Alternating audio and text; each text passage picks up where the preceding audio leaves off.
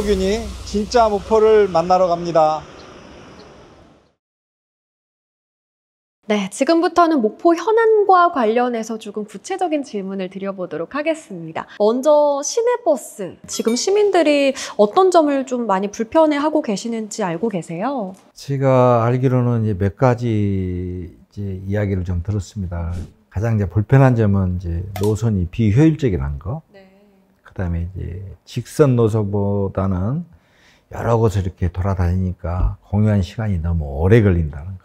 두 번째는 배차 시간이 이렇게 길어서 기다리는 시간이 많이 걸린다는 거.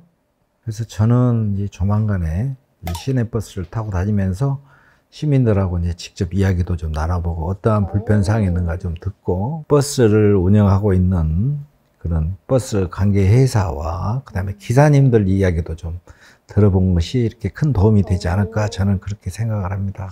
자, 이어서는 우리 지역 개발 불균형 문제입니다. 원도심과 신도심의 불균형이 점차 벌어지고 있어요. 원도심 지역분들께서 특히 이제 불편해 하시는 것 같은데 이 부분에 대해서는 해답이 있을까요? 우리 목포뿐만이 아니라 오래된 도시들의 이제 공통적인 문제입니다. 도시 특성에 맞는 이제 정주 여건 개선이라든지 그다음에 복지 시설, 문화 시설들이 확충이 필요하다고 저는 생각을 하고 끊임없는 도시 정비와 안전 관리로서 시민들의 쾌적한 삶을 유지하도록 해야 된다고 생각을 합니다. 또한 우리 목포의 원도심은 대한민국 어디에서도 찾아보기 힘든 근대 문화 관광 자원을 가지고 있습니다. 이러한 문화 관광 자원을 활용해서 활력을 놓고 또 중장기 정비 계획으로서 시민들을 쾌적한 삶을 만드는 이 두 가지 균형을 맞추는 것이 원도심을 활성화시키는 것이라고 저는 생각을 합니다. 자, 이어서 여쭤볼 문제는 결국 행정은 미래에 대한 투자이기 때문에 이 교육 문제에 또 빼놓을 수 없는 것 같습니다.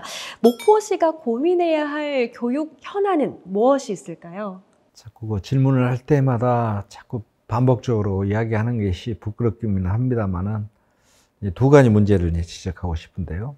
시가 예산이 없다 보니까 다른 지자체에 비해서 교육에 많은 예산을 투자하지 못하고 있다. 더 확대되고 늘려서 학생들의 교육력을 높여야 되는데 일단은 재정 문제를 개선해야 된다고 저는 생각을 하고요.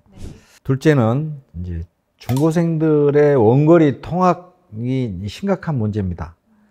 학생들은 신도심에서 많이 사는데 학교는 원도심에 많이 이렇게 위치해 있어서 그리고 또 목포는 또 사립학교들이 많이 돼 있기 때문에 이설하는 것도 쉽지 않아요. 그래서 이번에 목포, 목요고가 통합하는 것도 그나마 조금 숨통을 좀 터주는 것 아니냐 저는 그렇게 생각을 합니다. 그리고 이제 학생들이 무료로 버스를 좀 이용할 수 있도록 저는 해야 됩니다. 지금 현재는 100원입니다만은 앞으로는 무료로 버스를 탈 수 있도록 그런 것을 반드시 실현해야 된다고 저는 생각을 합니다. 자, 이어서 다뤄볼 문제는요, 지역 갈등입니다.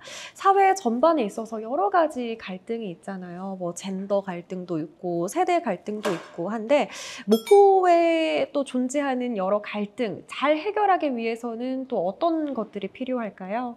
사실 이게 참 민감한 질문이라 답변하는 게 좀 조심스럽습니다.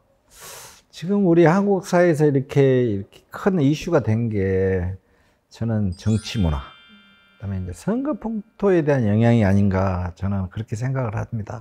그런데 지금 목포는 그렇게 싸울 여유가 없습니다.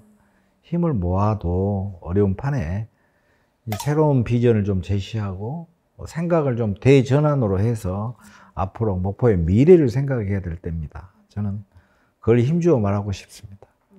자, 그럼 이어서는 조금 가볍고 재미있는 퀴즈로 이어가 보도록 하겠습니다. 총장님, MBTI 검사해 보셨나요, 혹시? 안 해봤어요.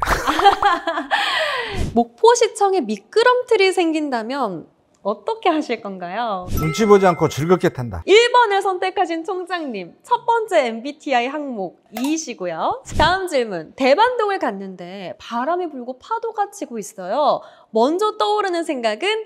오늘 배가 못 뜨겠네 그런 생각이 들 것 같은데. 굉장히 현실적인 생각을 하시는 걸로 봐서 S이신 것 같습니다. 자, 다음 질문. 우울한데 북한에서 소주 한잔 하자는 친구의 전화가 왔어요. 총장님의 대답은 북한에서 보자, 거기서 보자. 북한에서 보자. 친구의 우울감에 또 이렇게 공감을 해주시는 총장님의 모습을 보니까 F이신 것 같습니다. 오늘 갑자기 낙지 탕탕이가 먹고 싶다. 그럼 어떻게 하실 건가요? 식당을 가서 낙지가 없으면은 전어 무침을 먹는다.